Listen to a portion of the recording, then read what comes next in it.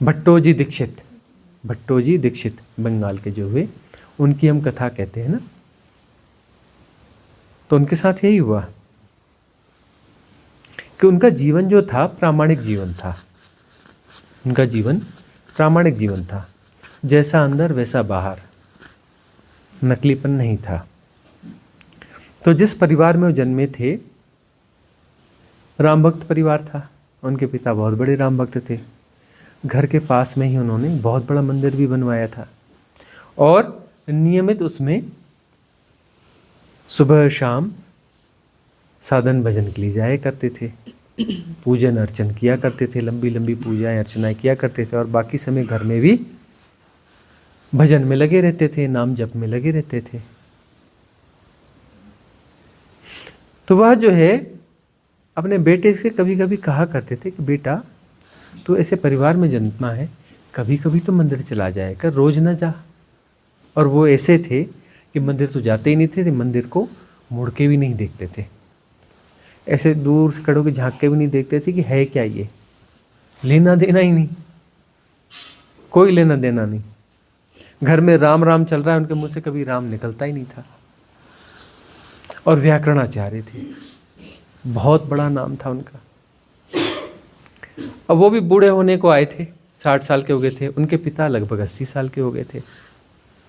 तो उन्होंने अपने बेटे से एक दिन कहा कि बेटा बैठ, आज बात साफ हो जानी चाहिए कि मेरी तो उम्र हो गई, तेरी भी उम्र हो गई, तू भी बूढ़ा हो गया। अब तो ये उम्र है 60 का हो गया, 60 के बाद तो बनती है ना बात, थोड़ा नाम जप होना चाहिए, थोड़ा मंदिर आना जाना चाहिए, थोड़ा धर्म कर्म करना चाहिए, कुछ तो जीवन में होना चाहिए ना। 60 की उम्र हो गई, तू भी पोतों वाला हो गया, नाती पोते हो गए, अब तो कुछ ऐसा कर ले। तो जो है उन्होंने कहा कि पिताजी ये बताओ, आप तो नियमित जाते हो, सुबह शाम मंदिर जाते हो, घर में भी यही काम करते हो, राम राम रटते हो, राम राम लिखते हो, किताब कॉपियाँ भर डाली हैं, आपके जीवन में ऐसा कुछ तो दिखता नहीं कि मैं प्रभावित हो जाऊं। भाई आप यह करते हो, आपके जीवन में तो कुछ दिखना चाहिए ना, कोई फ्लावरिंग दिखना चाहिए, कोई खिलावट दिखानी चाहिए, कोई सुगंध दिखनी चाहिए। आपके जीवन में कोई ऐसी सुगंध तो मुझे दिखती नहीं कि मैं भी प्रभावित हो जाऊं कि हाँ ये बहुत अच्छा काम है और इससे पिता में क्वालिटी आई है। कोई विशेष क्वालिटी तो आप में दिखती नहीं है और यह सब आप कर रहे हो। उन्होंने कहा कि बेटा सब गुणा भाग छोड़ दे, ये सब मुझे नहीं समझता, कुछ तो कर, बीच में तो जाया कर, कुछ तो राम नाम ले लिया कर।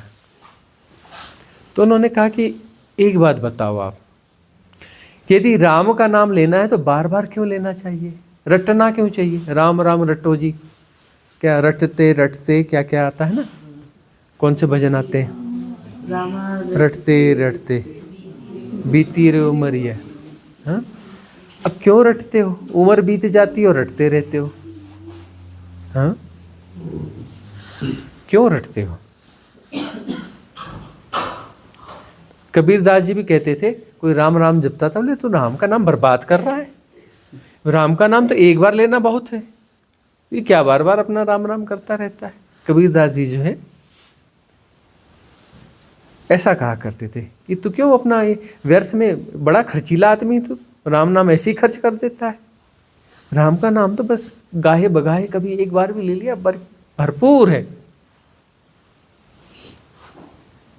वही बात भट्टो जी दीक्षित कहते हैं कि पिताजी बार बार की क्या जरूरत है, रटने की क्या जरूरत है? अरे कभी लेंगे, घटेगा हमारे भीतर तो लेंगे, और क्या बार बार लेना। मैं तो व्याकरणाचार्य हूँ, एक ही बार लेंगे, बहुवचन में ले लेंगे। राम क्यों बोलेंगे, रामा, है ना, बहुवचन में ले लेंगे और वहीं बात पूरी हो जानी चाहिए, तत्क्षण बात पूरी हो जानी चाहिए। और संयोग ऐसा हुआ कि कुछ दिनों बाद ऐसा हुआ कि वह गुजरते थे, शायद लौटते थे, हाँ, अपना सब काम धाम लौटा के घर लौट रहे थे। घर के बाहर ही मंदिर था, बड़ा सा मंदिर था। अचानक वो ठिठक गए, मंदिर के बाहर ठिठक गए और मुड़ के देखा, देखते रहे और अपनी जूते उतारे और अंदर प्रवेश कर गए। देखते रह गए, विग्रह को देखते रह गए और अचानक उनके हाथ जुड़े और उन्होंने कहा रामा, और वहीं उनका शरीर गिर गया। देन एंड देयर, कोई टाइम गैप नहीं। प्रामाणिक जीवन था ना, अंदर बाहर एक था, अंदर कोई कपट कुटिलता नहीं थी, सहज जीवन था, सरल जीवन था। कोई धोखा, कोई छल, कोई कपट उनके भीतर था नहीं। तो सहज जीवन था उनका। उन्होंने सिर्फ एक बार रामः कहा, कर्म प्रारब्ध कुछ विशेष न रहे होंगे, वही बात पूरी हो गई और शरीर वहीं छूट गया। पिताजी आए उनके, पता चला रोते गाते हुए कि अरे ये क्या हो गया, इससे अच्छा तो तू नहीं आता यहाँ।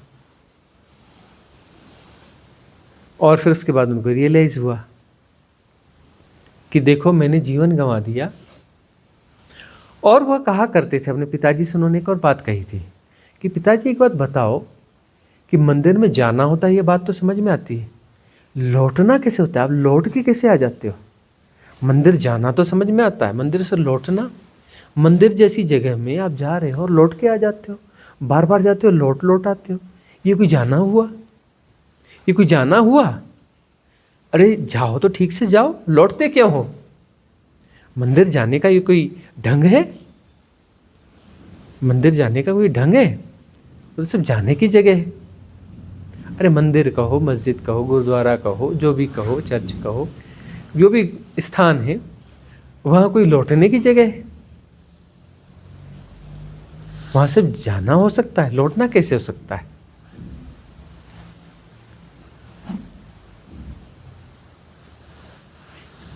और वह बात फिर उन्हें याद आई उनके पिता को कि जाना तो हो गया और मैं लौट आता था, और यह है गया सो गया, पार हो गया। तो यह बात समझने की है कि कुछ लोगों के जीवन में ऐसा भी घटता है, इधर बात हुई और उधर जो है शरीर छूट गया और पीछे कोई बचता नहीं है, फिर कोई सेपरेशन बचता नहीं है, कंप्लीटली विड्रॉ हो गया। न कोई सिद्धशिला है, न कोई अल्लेलुया करना है, और न ऊपर वाले को गाली देना है तेरी ऐसी की तैसी, है ना। और सिद्धशिला में बैठोगे तो गाली देनी पड़ेगी ना, फंस गए ना। सिद्धशिला तो एक जेल हो गई। अब किसी सिद्धशिला में जबरदस्ती किसी को बिठाल दिया, अरे वो सिद्धशिला हो, सोने की बनी हो, हीरे की बनी हो, वह तो बड़ी मुश्किल हो जाएगी, बड़ी फसावट हो जाएगी। अब तुम होते ही नहीं हो तो तुम कौन सी शिला में बैठोगे? शिला में होने के लिए तुम्हें होना तो पड़ेगा ना। सेपरेशन डिसॉल्व हो जाता है, और सेपरेशन है तो सेपरेशन कहीं पर एक जगह पे रहेगा नहीं। सेपरेशन हिलती डुलती हुई चीज़ है। सेपरेशन बहुत सारे पैटर्न्स हैं, कुछ करने का आग्रह है। सेपरेशन का अर्थ है बहुत सारे आग्रहों का जोड़, कुछ करना चाहते हैं, कुछ बदलना चाहते हैं, कुछ पाना चाहते हैं, तो वह तो मूवमेंट ही करेगा ना, उसे तो चलना पड़ेगा, उसे कुछ बदलना है, कुछ पाना है, कुछ चेंज करना है। तो सेपरेशन कोई स्थिर चीज़ नहीं हो सकती, ठहरी हुई चीज़ नहीं हो सकती। सेपरेशन आग्रहों का जोड़ है। आग्रह का अर्थ है कि जो जैसा है ठीक नहीं है, इसे बदलने की जरूरत है, और कुछ पाने की दौड़ है कि परिस्थितियों को अपने अनुकूल करने की चाह है, परिस्थितियां मेरे अनुकूल हो जाए। स्वीकार्यता नहीं है।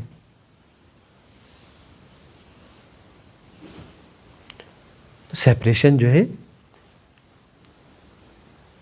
बहुत सारे पैटर्न है, पैटर्न मूवमेंट्स हैं, पैटर्न जो है मूवमेंट्स हैं।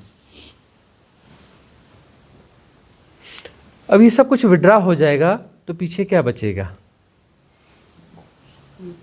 सेपरेशन बचेगा ही नहीं, तो वहाँ पर स्थिर तत्व होगा, निश्चल तत्व। निश्चल तत्वम जीवन मुक्ति। और निश्चल तत्व क्या आएगा?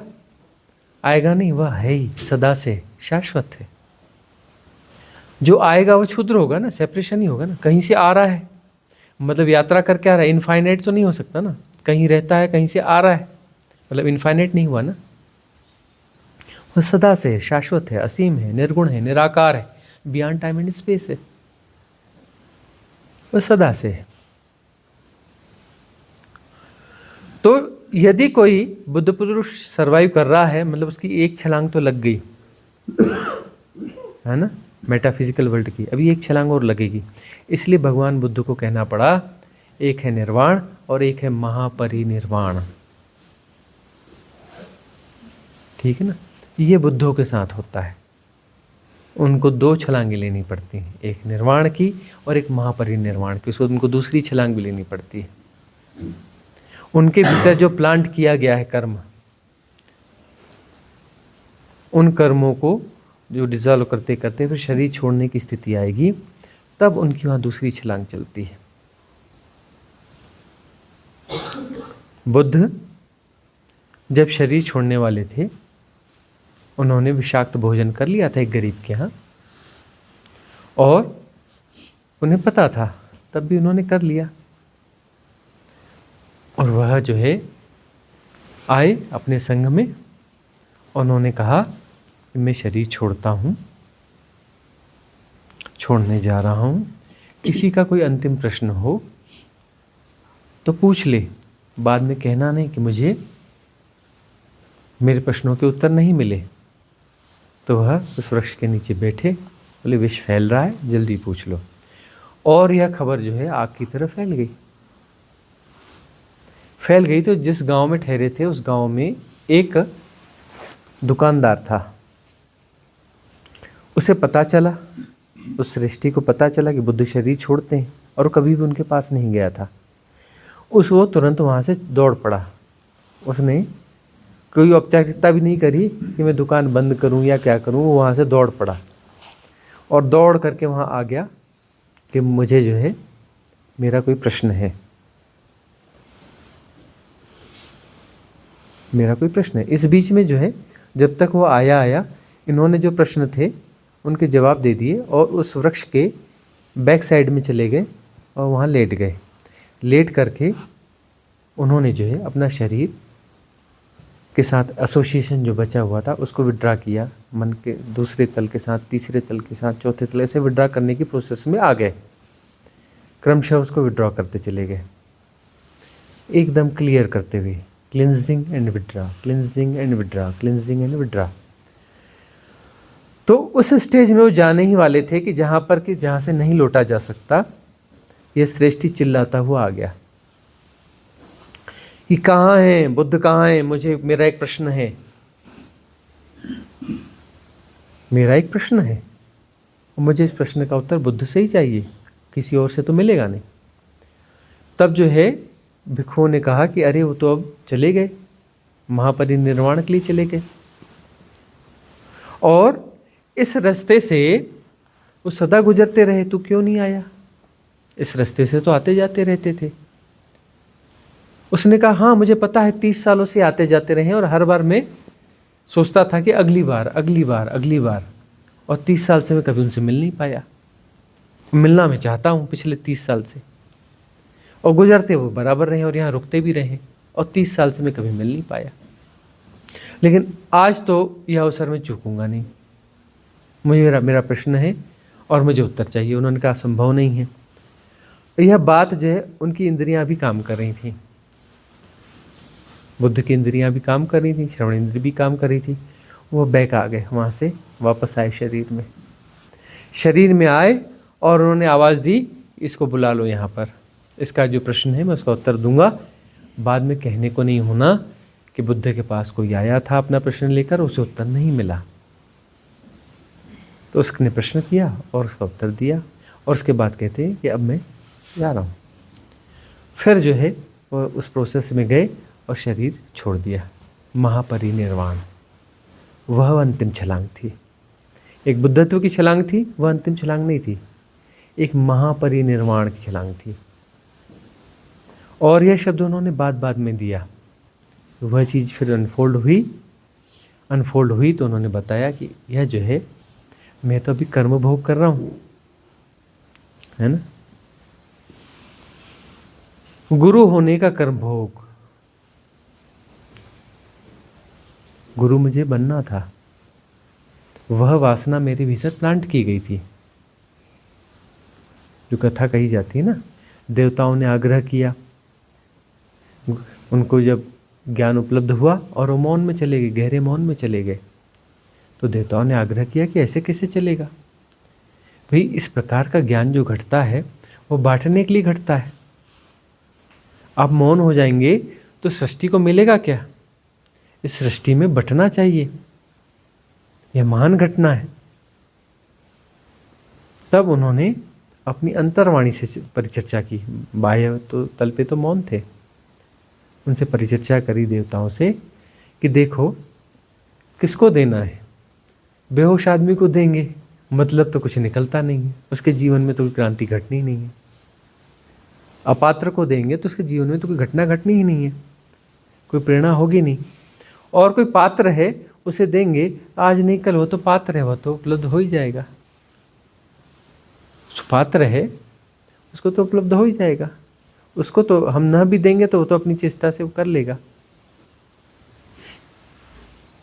तो क्या जरूरत है बोलने की? बोलने की व्यर्थ बात है, क्यों बोलना है? तब देवताओं ने प्रार्थना करी, अपना चिंतन मनन किया, बोले कोई कैसे समझाएं। किसी देवता को अचानक कोई बात पकड़ में आई, उसने रिक्वेस्ट की, भगवान ऐसा है कि कुछ लोग हैं जो अपात्र हैं, उनको कहने का कोई मतलब नहीं है, कुछ लोग हैं सुपात्र हैं, उनको कहने का कोई मतलब नहीं है, लेकिन कुछ लोग इनके बीच में भी तो हैं जिनको जरा सा पुश हो जाए और वो सुपात्र बन जाएंगे। अभी उनकी पात्रता नहीं है, अभी अयोग्य हैं, वो अयोग्य हैं, लेकिन जरा सा पुश मिल जाएगा तो वह जो है पात्र हो सकते हैं, सुपात्र हो सकते हैं। उनके लिए कहिए। और तब जो है सरेंडर करना पड़ा बुद्ध को। और उन्होंने कहा ये कथा है, ऐसा होगा ऐसा जरूरी नहीं है। यह इस बात का इंगित है कि जो है वह चीज़ प्लांट की जाती है, वो प्लांट इस जन्म में किया गया हो ऐसा नहीं, पूर्व जन्मों में प्लांट किया जाता है, पहले से ही प्लांट किया जाता है। इवन पुराने गुरुकुलों में तो सिस्टम होता था कि देख लेते थे, बड़ा होनहार है, बड़ा मेधावी है, यह बच्चा बड़ा होनहार है, बड़ा मेधावी है, तो उस बच्चे को चुन लिया जाता था, गुरु उसे अलग से समय देता था और इस प्रकार से कुछ चीज़ें करता था कि देख जो ये मैं काम कर रहा हूँ ना, ये तुझे भी करना पड़ेगा, जो डिलीवरीज में दे रहा हूँ ये तुझे भी देना पड़ेगा। रामकृष्ण परमहंस ने विवेकानंद को अटकाया? नहीं अटकाया कि तुझे डिलीवरीज देनी पड़ेंगी, तेरी मुक्ति नहीं होने वाली, डिलीवरीज देनी पड़ेंगी। लास्ट में शरीर छोड़ने के 2-3 मिनट पहले जो है उन्हें आत्मज्ञान उपलब्ध हुआ है। जो परम छलांग कहते हैं ना, वो लास्ट के 2-3 मिनट पहले हुई है। सतोरी घट गई उनको, सतोरी घटी, गुरु सानिध्य रहा और उसके बाद में उन्होंने डिलीवरीज दी।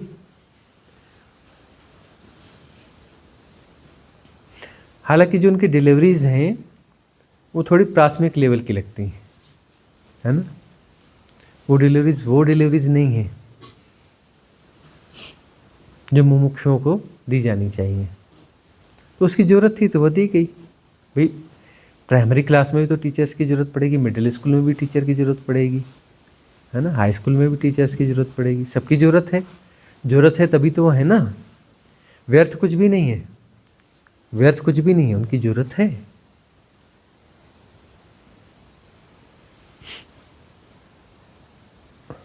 तो ये कथा ऐसे यहाँ इंगित करती है कि वो प्लांट जो है पहले से ही किया जाता है। तो उनकी छलांग जो है 2 बार लगती है, उनकी छलांग जो है 2 बार लगती है। एक छलांग मेटाफिजिकल वर्ल्ड की और एक छलांग जो है निर्वाण की और महापरिनिर्वाण की। निर्वाण का अर्थ है इस भौतिक जगत से बाहर हो गए। अनागामी के स्तर पे आ गया। मतलब बाय द वे कुछ यदि कोई बात अटक भी गई तो अब उनका जन्म इहलोक में नहीं होगा, लोअर डायमेंशंस में नहीं होगा, वो एकदम हायर डायमेंशंस, एक ऐसी डायमेंशंस भी होती हैं कुछ कि जहाँ से नीचे जन्म नहीं होता, वहीं से मुक्ति हो जाती है। इतना थिन सेपरेशन रहता है कि अपने आप डिजल हो जाता है, अपने आप डिजल हो जाता है।